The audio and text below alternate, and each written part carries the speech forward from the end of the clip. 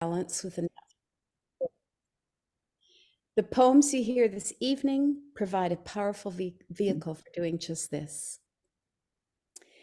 This book launch is being hosted on the traditional lands of the Anishinaabe nations.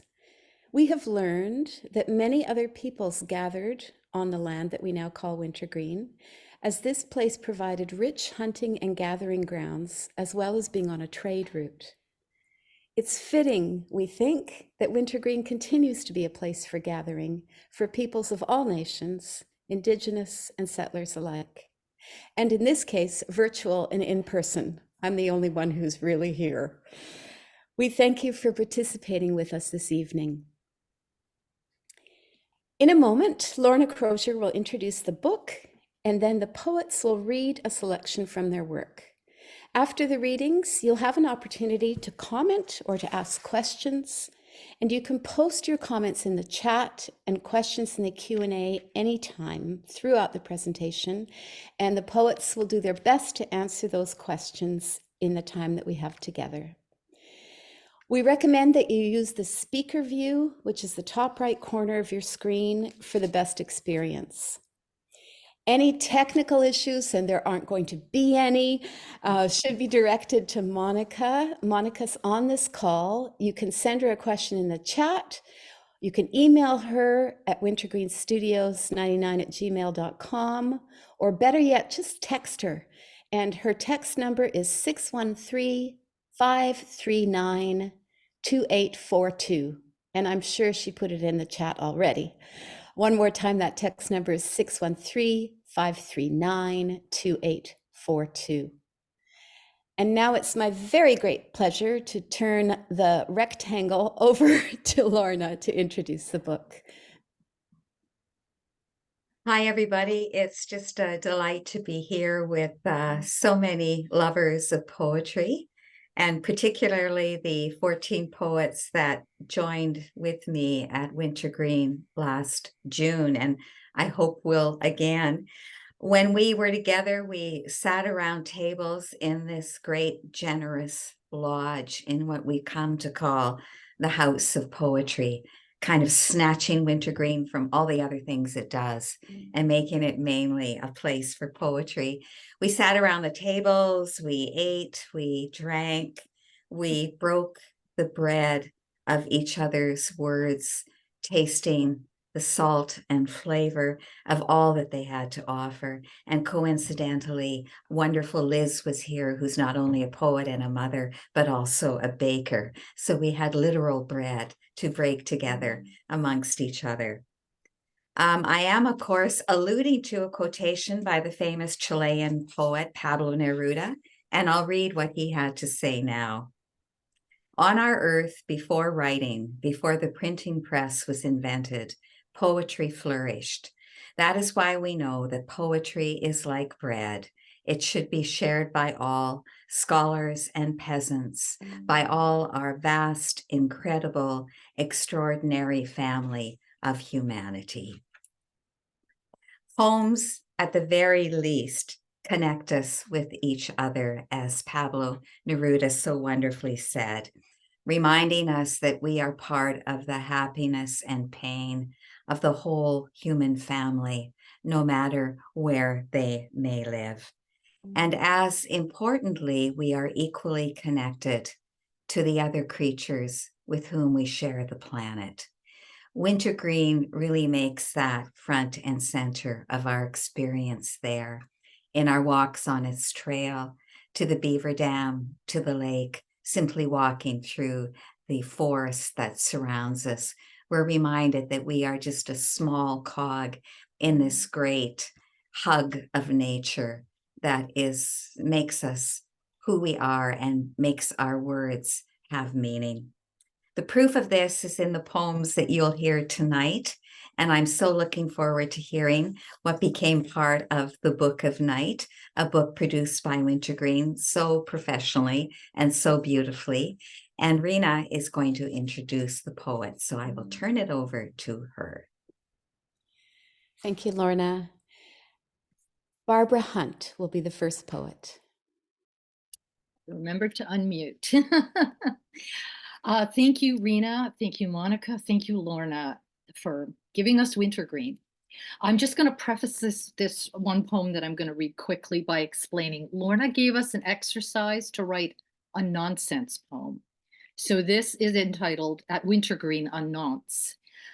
There's a Canadian poet, Christian Bach, who wrote a book, and he used one vowel for each chapter. So A, E, I, O, U. When I read this, Lorna said, "What about Y?" So I will give you my nonce from Wintergreen. Adapt grass as altar. Bad drama can start fatal alarms. Enter the fresh green scents the hedge left. Rebel swell these beget, renew. Birds bringing bliss with chirp, still filching first bright things, glitz in wild vigil.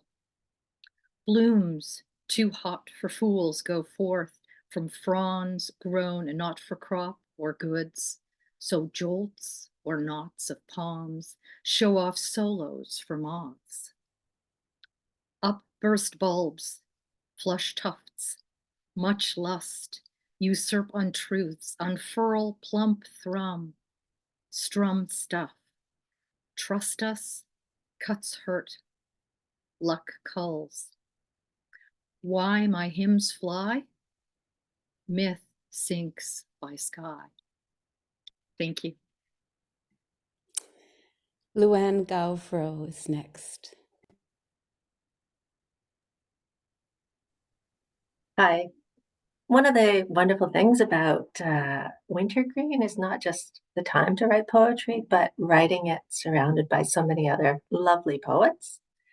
And one learns what kind of writer you are when you're writing alongside other people. And it turns out that I'm the sort of writer who has to stare into the middle distance for a long time before she writes.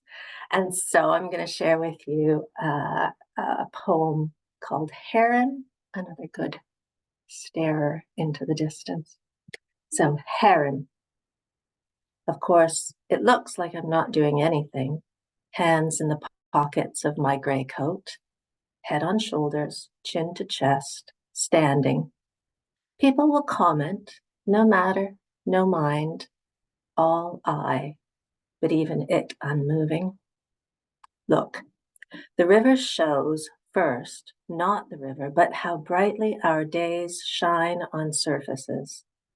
The sparkle of this daily stream is a net of light that is no net at all, though its dazzle traps. Do we not want to be dazzled? Mull this brilliance with black circled eyes, when suddenly a deepening of field, a lens swirled tight. I see the flash and move, and beneath the flash and move, something flashes and something moves. There is the day, and there is the reflection of the day. Still, it takes a lot of standing to remember I'm not after even the reflection of the day.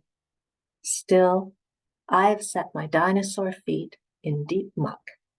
And look, still, I've not only seen the fish, but caught one for myself. Thank you. Thank you, Luann. Kimberly Peterson.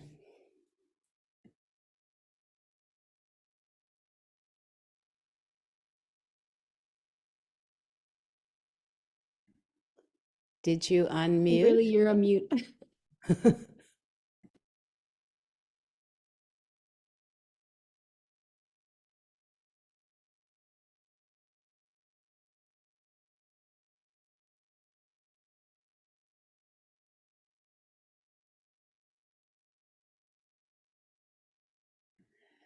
I'm not hearing you, Kim. Can you hear me now? Can you hear me? Yes, we Yeah. can. Okay, good. It was my speaker. So my song is as much about finding my poetic voice as it is about finding my singing voice. Tapestry of Birdsong. Last night I was back in school music class now a feathered chorus assembled on birch branches. I'm still perched with blue jays, jealous of cardinals and all their solos. Mr. Hawk points to me. Mime your words at competitions. You're always off key. That quelched my croon 4 decades, until dawn's weft of notes from a sparrow's throat weaved a loom of song from me. Thank you. Thank you, Kim. Mary Corkery.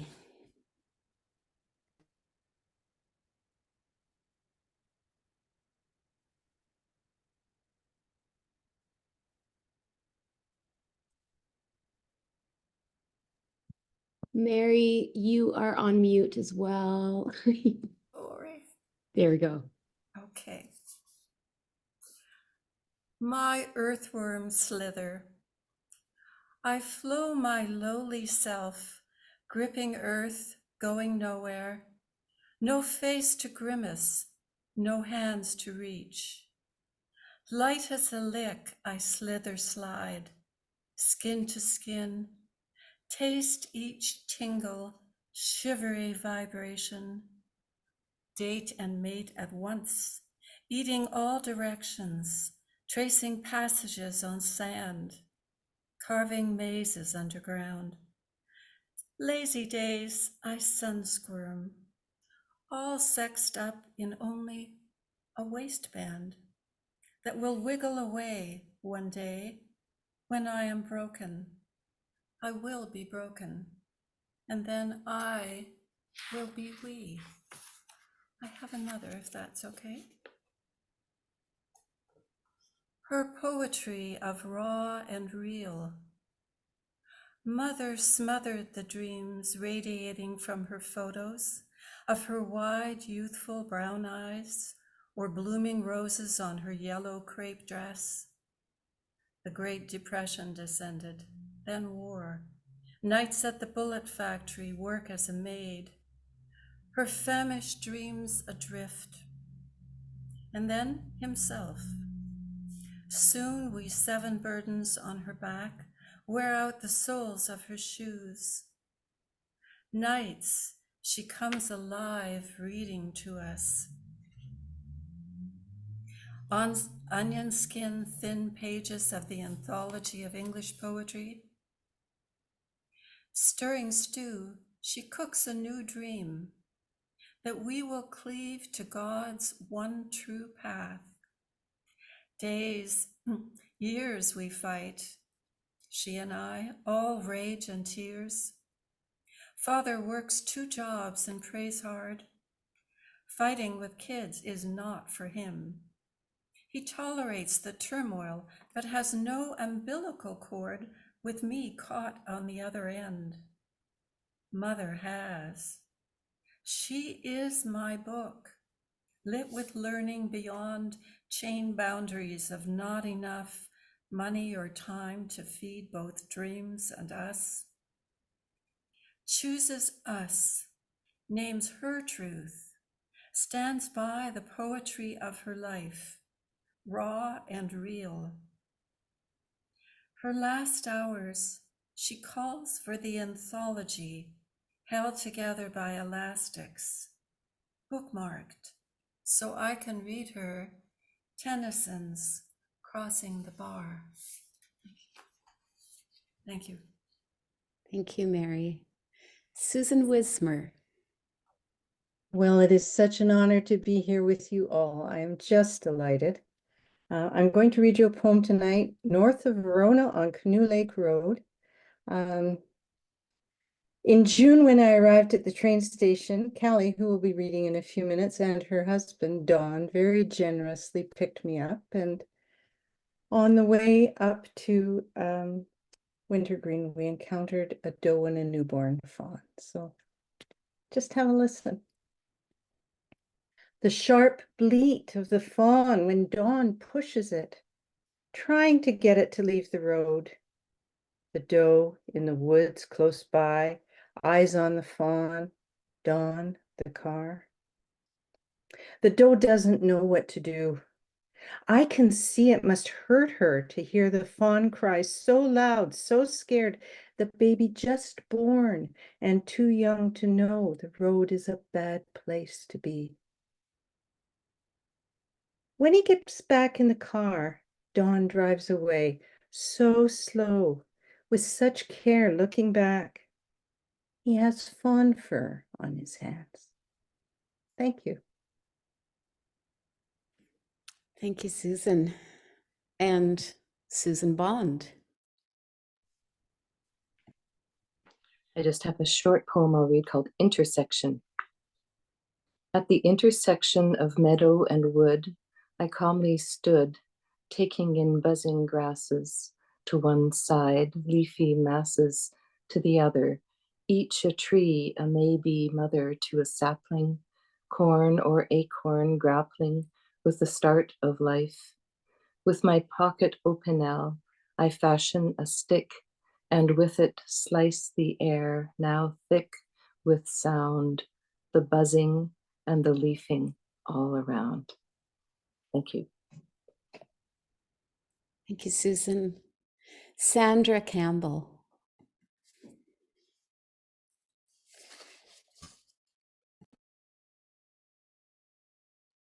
You are muted, Sandra. Sorry. Okay, thank you. I offered this reading in memory of my once delinquent spine and an intrepid garden snail who inspired. It's called A Moment of Seeing. Once the bones of my spine, without warning or consent, altered their connections, unhinged their predictability. To find comfort, I lie on a bed of pre-scripted solidity, guzzle potions that fog my brain, pass bottomless hours gazing out my window. In my bed-bound immobility, I grovel for promise of recovery. Days dissolve into weeks until one morning, lured by the warmth of young summer light, I will myself upright, hobble out my front door and dare my bones to settle on my front steps. My passage is clumsy, and in my fumble to sit, my wayward foot upends a snail resting on my walkway. I squat on the lowest step, stretch forward, reach as far as my delinquent spine has ever allowed, and with my smallest finger, I set her right. We rest in an easy stillness. I'm admiring the elegant sweep of the yellow stripe that brightens the arc of her mahogany shell when two hair-thin tendrils peek out from beneath her shell, each one ending in the black bead of her eye. Her tendrils reach towards my finger, and imagining a greeting, I drop down as low as I can and dangle my head before her. Her tendrils withdraw. Timidity? Caution? I settle back on my step. Her bright eyes reappear. Her tendrils extend in two straight lines, and before my next breath, she's off, a slow, steady screep down the dips and up the hills of my pebbled walkway. A resilient survivor, yes, and an intrepid voyager, a being on a mission. When she's stopped by the high rim of the walkway's edge, her tendrils dance wildly about. I sense she's met her Everest. Can she? Will she? I blink and she's off again, up, up, up an earthy mound all the way to its summit, a forest of hostas, which she enters without pause. Her land. I sink down on my step, my bones weighted with yearning, until the sun's ray captures me and beams a light on a bright tracing at my feet, the glistening trail that marks her passage. Can I? Will I? Thank you. Thank you, Sandra. Callie Marketich. Hi, it's really great to see everybody. The prompt that brought this poem brought a lot of other poems to women who were able to remember something about their father's belly button. But what it made me realize was that I didn't have any memories of my father's belly button. And this is the poem that came out of that prompt for me. Dressing for the team. Other dads went shirtless when they washed the car, padded to the icebox for a beer with bellies flat or round. Our dad was buttoned up, we knew. In photos of their honeymoon, it struck us strange, his torso bare. Mom astride his shoulders wearing 1930s shorts, both laughing in abandon on a secret lawn, alone. A bathing suit for him was just an obligation of the beach or pool. He was athletic, though. A boy in Montreal, hockey more to him than some de rigueur of a Quebecois. He played it fast, his body lithe and put together well for it, for tennis, cycling, golf.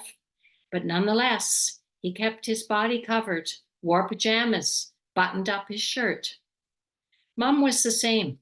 Dresses with at least cap sleeves, blouses without décolletage. We figured she was prudish about dress. They were a team of coverage, a team of two. We were adults before we learned she'd had a breast removed, and needlessly, a lump, benign, when she was 20. Just when science had decreed it was best to take a generous swath of all the tissues, nerve and muscle, wide, wide around the maybe malignant breast. Thank you, Callie. Mary Alice Thompson. Thank you, Rita. I'm delighted to be here and to see all of you here. My poem is called My Husband Laughing. His facetious, silly, kind, sweet person laughs me out of my dumps.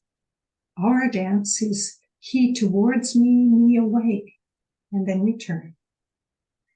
I distrust his ease. Reading alone, he laughs out loud, and in distress he laughs. Contagious, overwhelming, weird guffaws, spasm after spasm of cathartic storm. 50 years on, and here he is, still tossing the world so lightly. He has tried to find darkness brooding over Leonard Cohen, but it will not stick.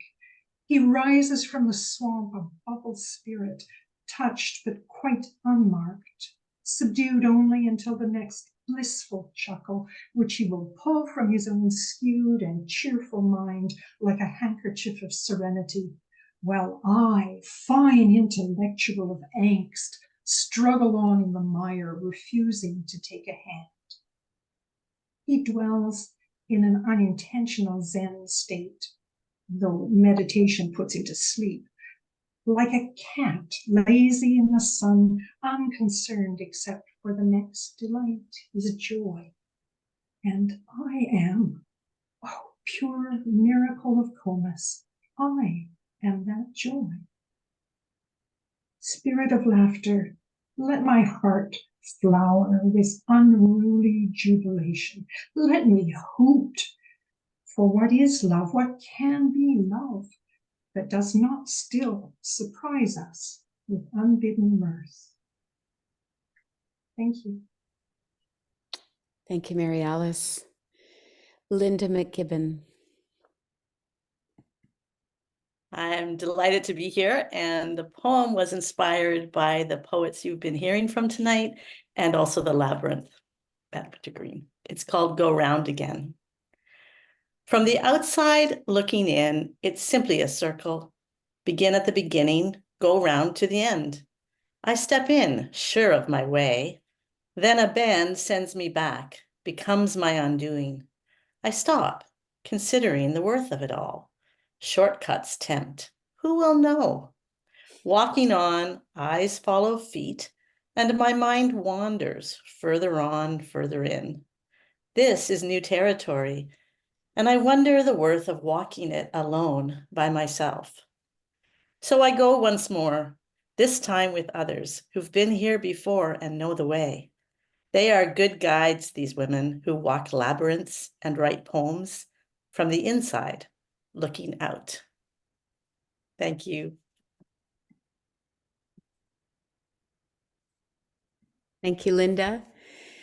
Nora Canitas Boydell. So nice to see everyone. I've got 2 short ones today. Life is short. If you don't like dragonflies, we can't be friends. Revision. We can be friends. I just can't see you more than twice a year. That's max. Revision 2. Call me if you're broken, down on your knees, pounding your fists into shards of glass, making a Pollock of your kitchen floor. I just can't come to your baby shower. This one's for Monica, who's on this call. What Monica knows. I am not a morning person, and Monica knows it. I think I show it when I stumble in.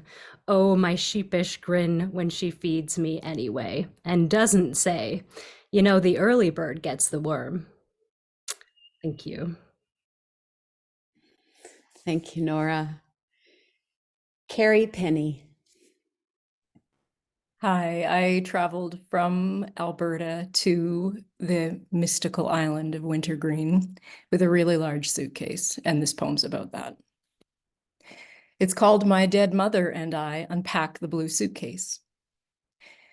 48 pounds. I checked it, of course, unsteady, too heavy to carry.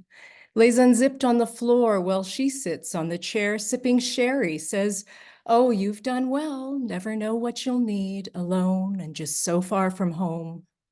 On the bed, I find a feather, hang a sweater from the hook on the wall.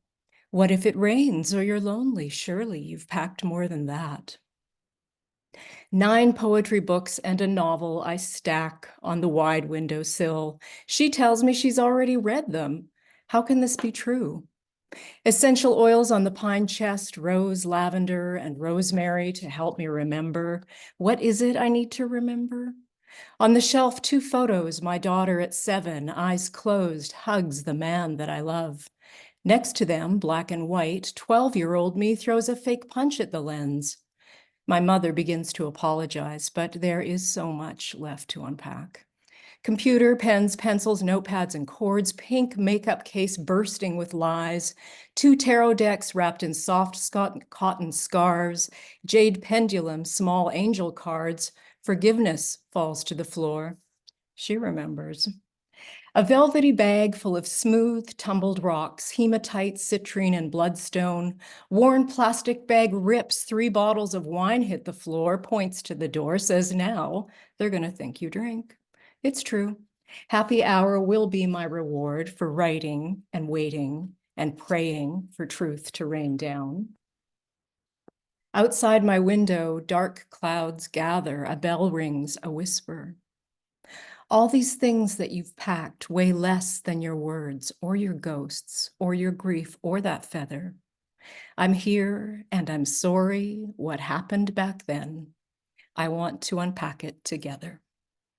Thank you. Thank you, Carrie. Liz Huntley.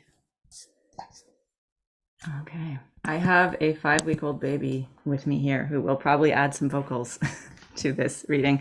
And the poem I want to read is also in response to the prompt that Lorna gave us to write a poem about her father's belly button, which was one of her more bizarre prompts. Although I think all of Lorna's prompts are either a bit strange or totally impossible to answer, it feels like.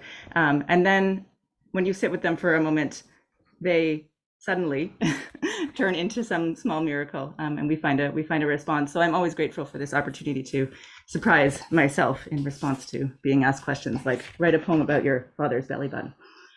My father's belly button.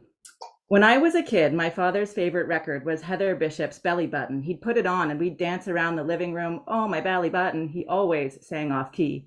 My father's belly button is the last living piece of my grandmother's flesh. She was a tough old bird, gave birth to 3 boys and a girl, but she only loved the boys. Now my father's favorite record is still Belly Button. He puts it on and dances around the living room with my boys. My boys lift their shirts and are delighted at the whorls on their own bellies. My father's belly, the place where he was tethered to my grandmother, is soft and jiggles gently when he dances. It is a pillow for bedtime stories. My father has loved all his children well. My aunt, who was not loved, could not have children and did not leave any belly buttons behind. Thank you. Thank you, Liz. And we'll close with Gillian McKee.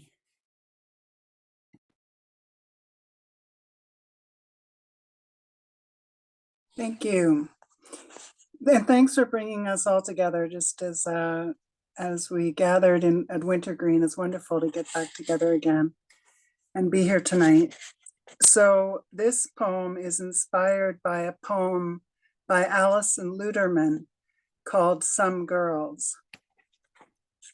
These kids. Come and see our drag show, my trans kids said. And so I went, full of fear, only to find these kids strut their stuff in cool and true and brave and live their rights in bold when so much tells them no. I was so damn proud of them. I am so damn awed by them. This Gen X crew, be it drag or dance or votes to save the earth, they will light us all on fire and burn our ways to ash to clear the world for them. Some kids will write it down, scribes of this next age. Thank you. Thank you, Gillian. We're at that place where we're going to have a conversation and questions and answers, or questions and more questions. But I thought perhaps we might invite Lorna to comment on the poems that we've just read before we do that. So I'm inviting Lorna to comment. It's just so great to hear these words. I'm brought right back to the place and the moment of their making. And I just want to congratulate you on, as you know, Liz suggested, taking my bizarre prompts or questions and finding a way to knit them into yourselves and your own concerns and questions and what's going on in your lives. And it's a rich experience to sit here and listen to all of this. And they're just so damn good. And it warms my heart to know there are still those of us who exist in the world who are struggling to articulate in spite of the silences that have been imposed upon us, in spite of the conflicts, in spite of the rips and tears in civilization.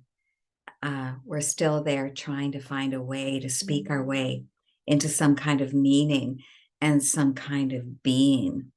And I really felt that tonight. Thanks for being with me and for writing your lives in this marvelous way that we've been able to be privileged to listen and hear. It reminds me again of why poetry matters, though it's outside of the capitalist system. You know, when people say, why do you write poetry when no one's listening to it? No one wants to hear it. Well, here's the answer. We want to hear it. We are listening. And it is something of such great depth and value. You just reaffirmed all of that for me again. Thanks, Lorna. I'm absolutely delighted that there are 59 people on this call. So there are lots of people listening to these poems, not just those who wrote them. And typically we just sort of do a popcorn thing. Anybody can pop up and ask a question.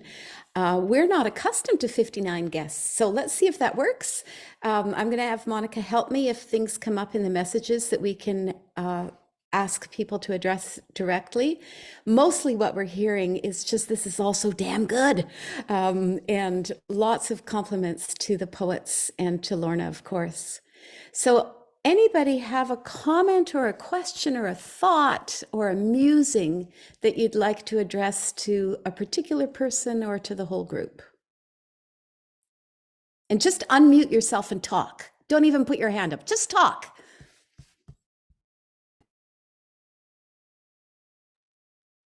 I have a question. Say your name. Hi. I have You a don't have to say your name. I know who you are. Hi, Peter Kaufman and Okay, Diane you know who Landi. I am? Good. I think we've met before, I'm pretty Yeah. sure. Yes. Actually, first of all, thank you to all of the writers for the wonderful work. It's just such a great thing to see yet again what's coming out of Wintergreen. And in a way, that's my question, because I'm wondering, I mean, of course, as a group of poets meeting to work together and inspire one another, you need a space. But in terms of just a space, you could have booked a space in a hotel in Kingston or in Ottawa or anywhere like that. But of course, you didn't. You went to Wintergreen.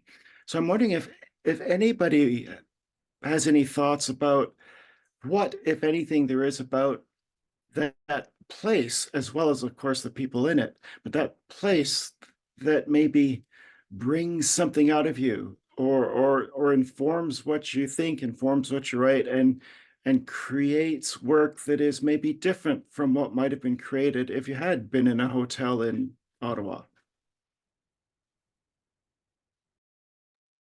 I think I would have been mute in a hotel in Ottawa. It's the land. It's the buzzing of the insects. It's the water. It's the birds. It's being able to sit and just be in them, and then to be with this wonderful company of others who care as much for the land, and to be fed so well. It's always, I go back to that, but the actual real food, but then the whole environment feeds.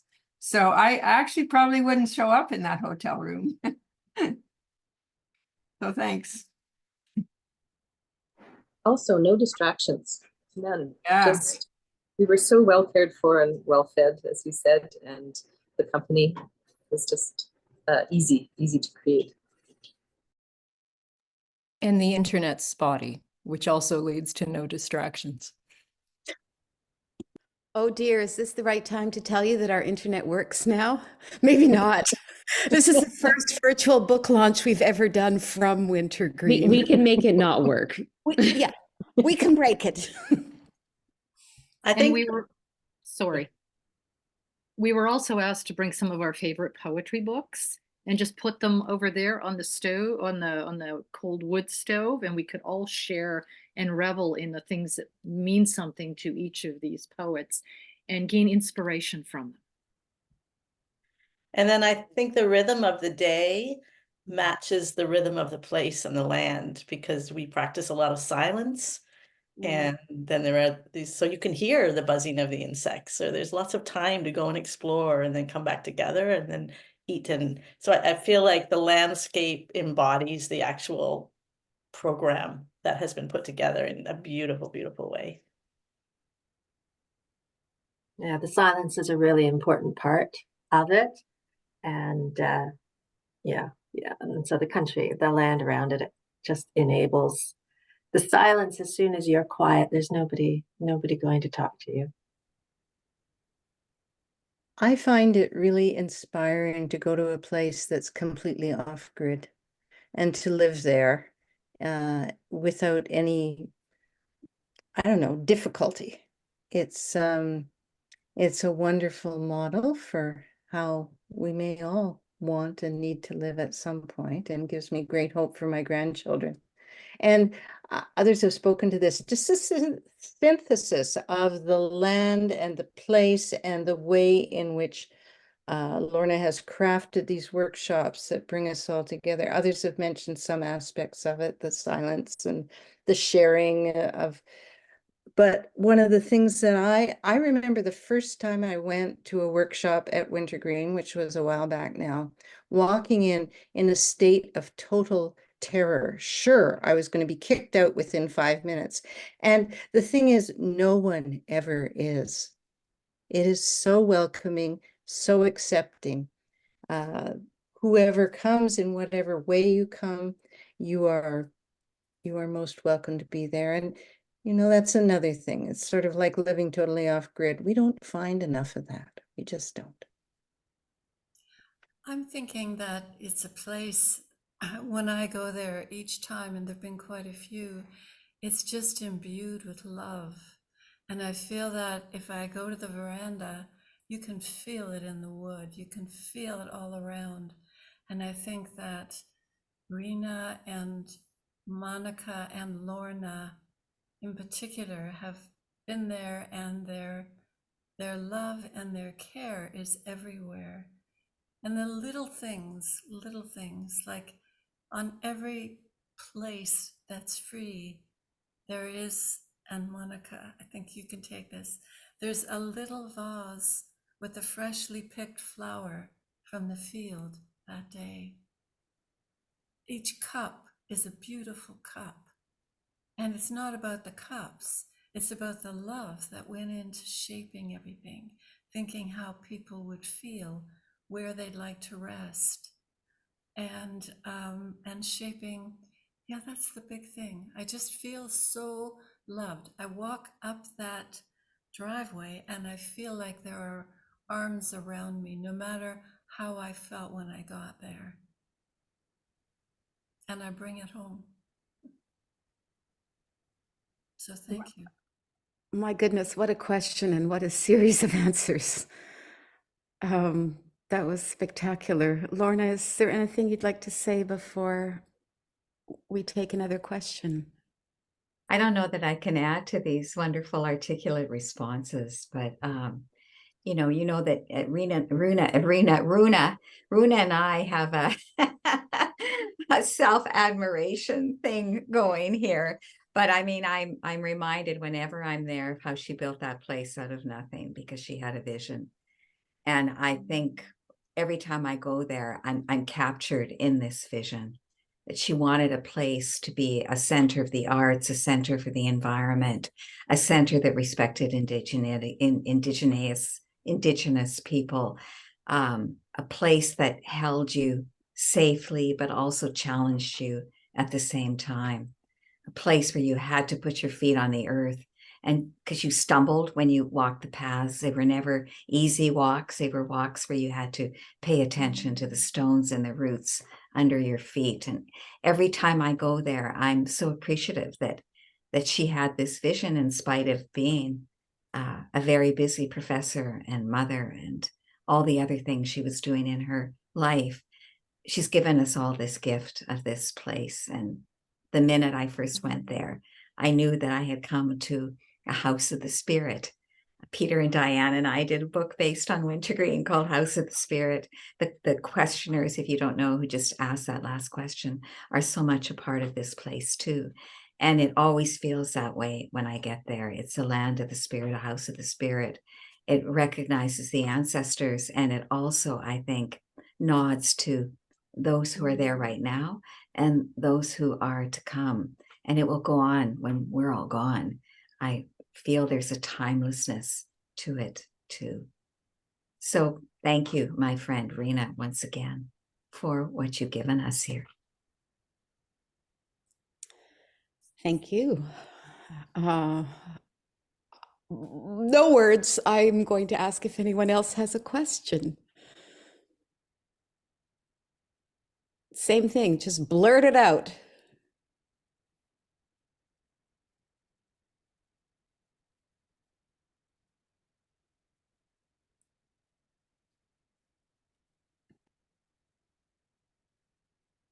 That's because that question had no follow-up, I guess. I am happy to move on to the next part of the program, but before I do that, I want to acknowledge people have already done this, but it's really important to me to say that it's Monica who picks those mugs. That very special touch that you see everywhere is because her care for the people who come to Wintergreen is care that she would like to see extended if she was a visitor to a place. And we all benefit from that, myself included. And once in a while, I'm allowed to use her morning coffee mug. So if there aren't any other questions, are there any other questions? I don't want to rush people. You can interrupt anyway if you have one. We're good with that, even though there's 59 of you. What I would like to do is give you some information about how to get the book and some of the things that are coming up that are related to writing, and also, of course, to Lorna. So with the invitation that Monica sent you, there is a link to purchase the book. You can get it from the evil Amazon, but if you go to our website and click on the featured title, you'll get it in a day or 2 or 3, and we hope you enjoyed it enough to buy a copy and share it with your friends and family. And in terms of upcoming events, for those of you who are close enough to come to Wintergreen, there is a flash fiction workshop coming up on the 17th of February with a new writer to us. We're very excited to be welcoming Krista Foss to Wintergreen. And she'll be doing a one-day workshop, which is kind of the way we started with Lorna. We started with short workshops that became a full week-long experience. And now the history has repeated itself. We're doing another one-day workshop with Lorna in June, which is the precursor to the full week. We know that some people can't devote a whole week to poetry writing, but if you have a day, and if that day happens to be June 8th, please feel free to join us here at Wintergreen. There are still some spaces for that event. And if you would rather listen to poems than write them, you have an opportunity to do that as well. On June the 13th, Lauren will be doing a reading of her most recent book called After That, and it will be taking place at Wintergreen. And that is a dinner event, so you'll get to taste the food that Monica prepares before hearing Lorna speak and read. Is there anything, Monica, that I have forgotten? Not forgotten. There's a few questions in the chat here. Yay. Jane, well, sorry, more related to buying the book. Jane asked that she tried to order from US and got a message about it not being able to be ordered from Canada. And Jane, I don't have an answer for you off the top, but I will follow up with you via email and we will make it happen. We can do these things. We can do hard things. Weird. We do select the US as a place where people read poetry, but we'll fix that. Thank you I wonder if it's because it's Amazon.ca. I'm not sure. It's on Amazon.com. I think the best thing to do probably is to just use whatever Amazon you use and then search Book of Night and you'll find it. But I will also follow up. Yeah. Any other questions in there, Monica? Yes, I'm not sure if I'm pronouncing this correctly, but Marin Penny, will it be available through independent bookstores in the future? This is a tough one for us. We do have our poetry books available in Kingston at Novel Idea, which is the independent bookstore in Kingston, not as in the best, but as in the only, which actually makes it the best. But it's very hard for us to make them available broadly. However, if your independent bookstore wants the book and they contact Monica, we can send them at the typical discounted rates that we offer to bookstores. So if we are approached, we can provide it.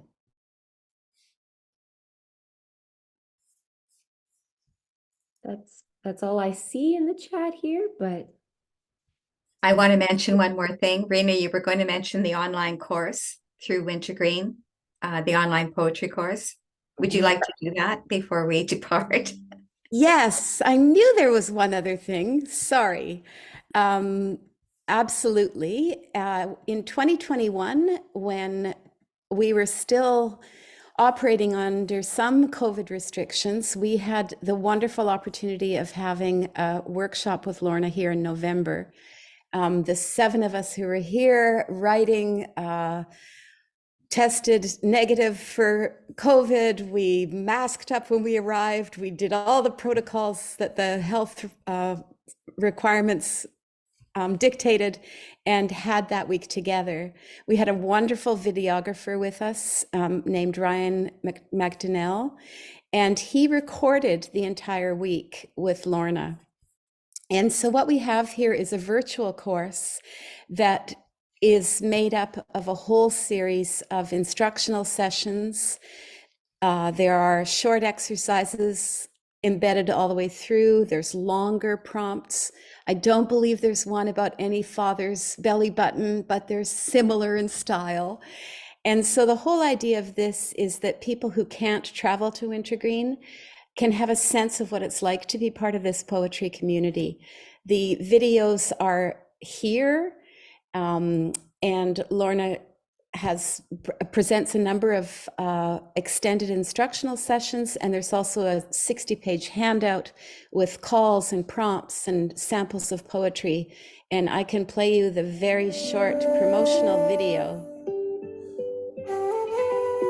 My name is Lorna Crozier, and through the wonders of technology, you'll be able to join us at Wintergreen Studios for a workshop on poetry, silence, and the environment.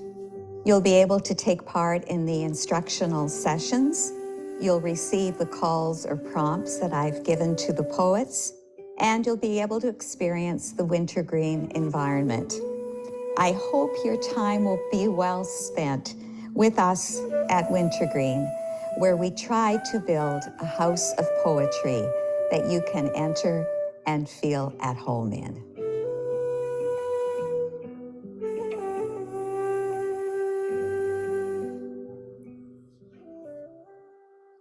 That's the virtual course. Pretty cool. I happen to have that trailer right there on the website.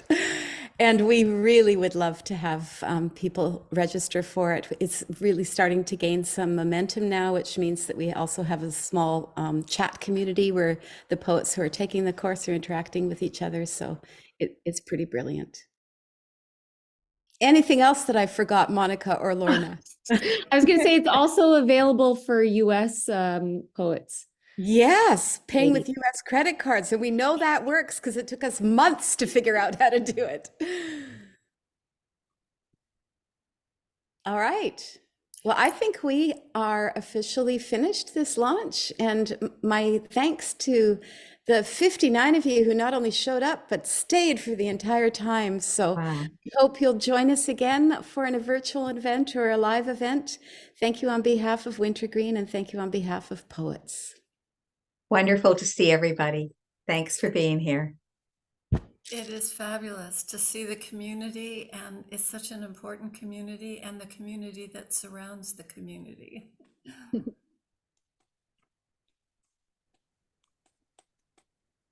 Thank you. Thank you. Good night. Good night. Thank you so much.